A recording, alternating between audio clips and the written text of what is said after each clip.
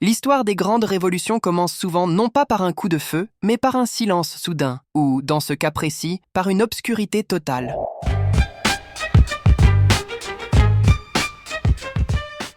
La République islamique d'Iran, une théocratie qui s'est maintenue au pouvoir pendant 47 ans par la peur et la surveillance, s'est effectivement effondrée dans la nuit du 10 janvier. Le déclencheur final n'a pas été une invasion extérieure, mais une erreur de calcul interne née d'une panique absolue. Cette nuit-là, dans une tentative désespérée de contenir la marée humaine, le régime a coupé l'alimentation principale du réseau électrique de Téhéran, Machhad et Tabriz. La logique de la dictature était archaïque et simple. Ils croyaient que l'obscurité physique confinerait les gens chez eux, que la peur de l'invisible disperserait les foules. C'était une tactique de peur classique, utilisée par les tyrans depuis des siècles. Cependant, ce qui s'est passé sur la place Pounak a défié tous les manuels de contre-insurrection que possédaient les mollahs. Au lieu de la dispersion, il y a eu l'union. Au lieu de la peur, il y a eu le défi. Des centaines de milliers de lampes de téléphones portables se sont allumées simultanément dans l'obscurité absolue. Cette masse de lumière n'a pas seulement servi à éclairer les visages, elle a servi à aveugler la supériorité de vision nocturne du régime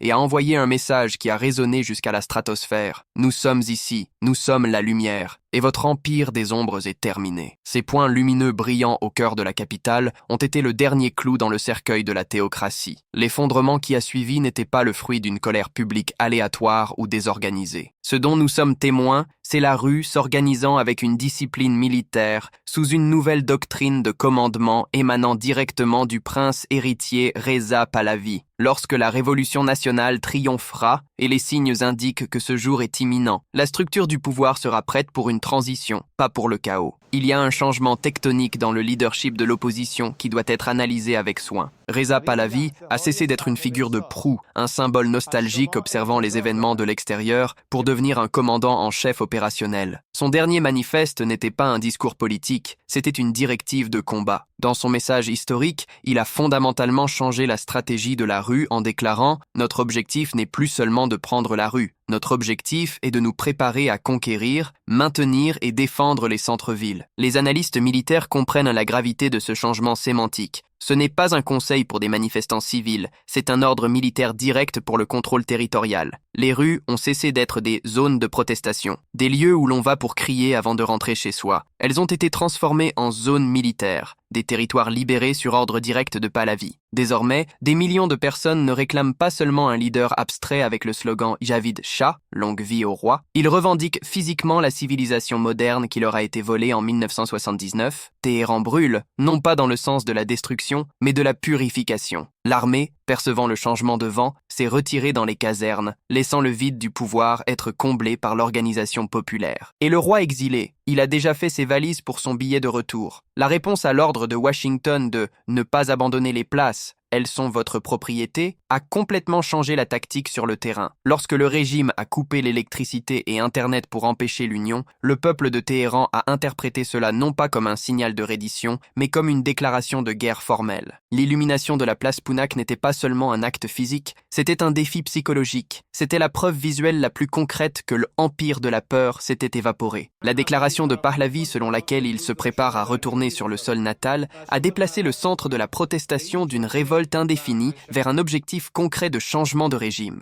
Cela a donné à la foule sans leader un itinéraire, une destination et une vision, dégager les routes menant à l'aéroport pour que l'avion du Shah puisse atterrir. Les zones de Pounak et Janatabad, au nord de Téhéran, illustrent parfaitement le concept de zone libérée. Ces régions ont complètement échappé au contrôle du régime. Les forces de sécurité, dépassées et démoralisées, ont été forcées de reculer. Le peuple a paralysé la circulation, transformant les artères principales en places révolutionnaires permanentes. Pour la première fois depuis 1979, de vastes zones de la capitale sont libres de l'autorité étatique. La police n'ose pas y entrer. La prise complète de la place Azadi, Liberté, démontre l'effondrement de la capacité du régime à défendre ses propres points stratégiques. La situation a évolué d'une vague de protestation vers une guerre urbaine où la capitale tombe, quartier par quartier, pâté de maison par pâté de maison. Simultanément à la pression physique, il y a une campagne de guerre psychologique dévastatrice. Pahlavi dessine la route de fuite pour Khamenei, lui disant essentiellement d'aller à Moscou pour s'asseoir du côté triste de l'histoire. Le message est brutal dans sa simplicité. C'est ta dernière chance. Prends tes affaires et va tenir compagnie à Bachar el-Assad. Abandonne simplement ce pays. En rétrogradant Khamenei de guide suprême à réfugiés potentiels cherchant un abri, l'opposition brise l'aura d'intimidation du régime. Le guide n'est plus divin, il est un fugitif en sursis. La dispersion géographique du soulèvement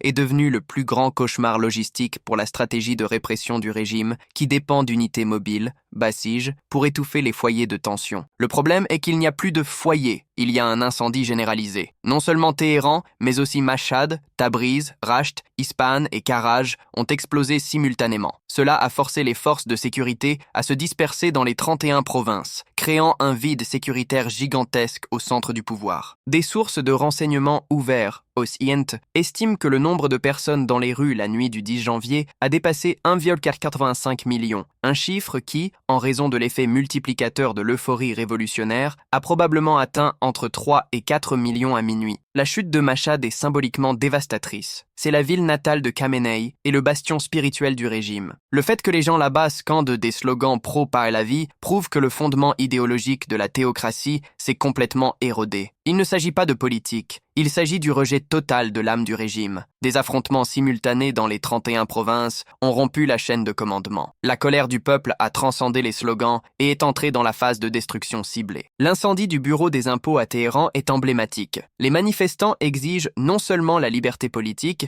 mais un jubilé de la dette, l'effacement des registres financiers d'un État prédateur. L'incendie de bâtiments gouvernementaux, de centres municipaux et de symboles du régime signifie que le peuple a résilié unilatéralement son contrat social avec l'État. L'incapacité, ou le refus, des pompiers d'intervenir pendant que ces bâtiments brûlaient prouve que l'appareil d'État est devenu dysfonctionnel. Lorsque le bâtiment municipal de Karaj a été englouti par les flammes, il est devenu clair que l'autorité des gouvernements locaux a été réduite à zéro. Cette foule énorme a une langue commune et un leader commun, Reza Pahlavi. Des slogans en faveur de la monarchie, que la propagande du régime a tenté pendant des décennies de dépeindre comme marginaux ou oubliés, résonnent désormais comme une prière de salut. Javid Shah n'est pas seulement de la nostalgie pour une personne, c'est un désir désespéré d'ordre face à 47 ans de chaos institutionnel. En scandant le nom de Pahlavi, le peuple code ses demandes: laïcité, modernité et réintégration dans le monde libre. Le fait que ces slogans soient entendus au volume maximum, même dans les bastions les plus conservateurs, est l'indication la plus claire que le projet de la révolution islamique a échoué au niveau de la base. Ce qui est critique ici, c'est le langage de Pahlavi envers l'armée. Il ne parle pas comme un leader de l'opposition classique, mais avec le ton d'un chef d'État s'adressant à ses propres forces armées. En disant aux forces du régime « N'opprimez pas le peuple, ce sont vos frères », il vise à briser la barrière émotionnelle et psychologique nécessaire pour qu'un soldat tire sur un civil. La stratégie du prince est basée sur le principe de « tenir et contrôler ». Cette directive a transformé les protestations d'action de type « frapper et fuir » en une doctrine militaire d'occupation permanente. Pahlavi veut des « zones sûres », des zones d'atterrissage libres de police créées pour son retour. Mais derrière cette image chaotique dans les rues, un jeu bien plus profond et stratégique, un grand accord, semble prendre forme dans les couloirs du pouvoir. Les récentes déclarations du président Massoud Pezeshkian pointent vers une opération de destruction interne rarement vue dans l'histoire politique. Lorsque Pezeshkian déclare publiquement « Avant la révolution, je pouvais acheter une moto avec 1 mois de salaire. Maintenant, avec le salaire d'un chirurgien, je ne peux pas en acheter une en 3 mois. » Ce n'est pas seulement une critique économique, c'est un aveu de culpabilité historique. Pour un président en exercice, comparer la révolution fondatrice du régime qu'il représente avec la monarchie qu'elle a renversée et impliquer que l'ancien régime était meilleur est une balle tirée de l'intérieur sur la légitimité du système. Ces mots sont un « oui » secret, prononcé depuis le podium parlementaire, au slogan « Reza Shah » dans les rues. Les analystes politiques interprètent les accès de sincérité de Pezeshkian comme une tentative calculée de se positionner comme le premier ministre de transition dans le changement de régime imminent. C'est ici qu'intervient la théorie du cheval de Troie ou du Gorbatchev iranien. L'existence d'un accord tacite entre la faction de Pezeshkian et le mouvement de Pahlavi est le scénario le plus logique pour expliquer la paralysie des forces de sécurité. Lorsque Pahlavi affirme « Nous sommes en contact avec l'armée et la bureaucratie » et que Pezeshkian sabote publiquement le narratif du régime, un plan coordonné de démolition contrôlée émerge. Pezeshkian pourrait être en train de préparer l'environnement chaotique mais sûr nécessaire au retour de Pahlavi en paralysant les réflexes du régime et en brisant la volonté politique de la police d'intervenir. Dans ce scénario, Pezeshkian démantèle le système de l'intérieur, tandis que Pahlavi revient comme le symbole national unificateur. Les références de Pezeshkian à l'ère pré-1979 déclenchent délibérément la nostalgie de l'âge d'or dans la mémoire collective. À cette époque, l'Iran était vu comme la Suisse du Moyen-Orient. Son passeport ouvrait toutes les portes du monde et son économie croissait à des taux qui faisaient l'envie de l'Asie. En admettant que nous avions du pouvoir d'achat à l'époque, le président envoie un message subliminal au public. Vous avez raison de vouloir le retour du Shah, car même moi, ces jours me manquent. Cette division au sein du régime sème la confusion parmi les forces de sécurité. Aucun policier ne veut risquer sa vie pour défendre un système que le président lui-même critique et qualifie d'économiquement failli. Cela a accéléré le réflexe de quitter le navire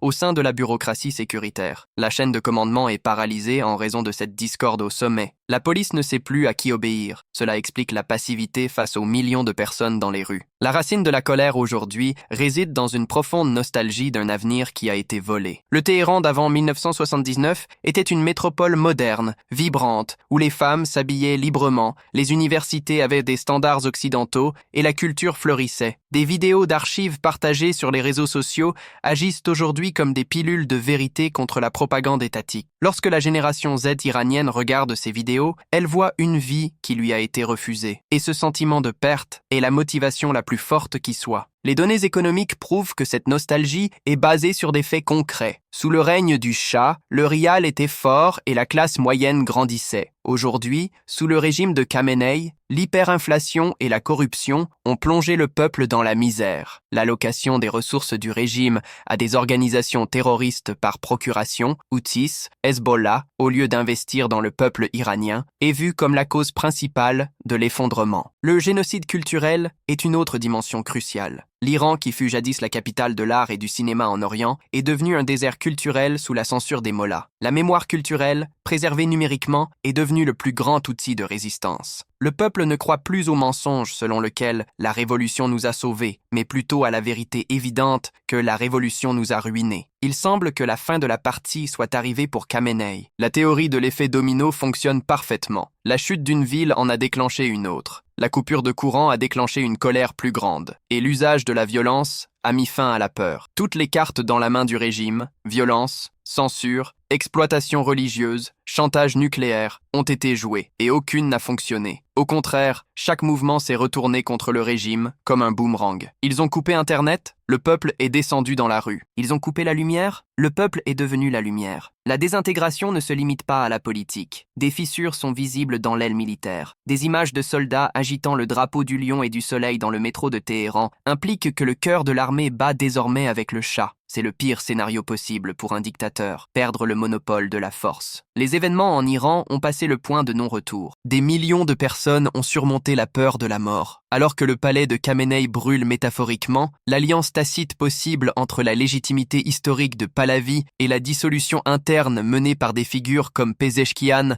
pourrait être en train de jeter les bases d'un nouvel Iran. Lorsque le soleil se lèvera sur Téhéran demain, nous nous réveillerons probablement dans un pays très différent, peut-être une version moderne et renaissante de l'empire iranien. Le régime est en panique, le peuple est plein d'espoir et le monde retient son souffle. Et vous, quelle est votre lecture de ce scénario historique? La transition sera-t-elle pacifique ou verrons-nous encore plus de chaos avant l'ordre? Laissez votre analyse dans les commentaires. Pour continuer à recevoir des dossiers exclusifs sur la géopolitique mondiale, abonnez-vous à la chaîne et activez les notifications. Merci de nous accompagner dans ce voyage à travers l'histoire en temps réel.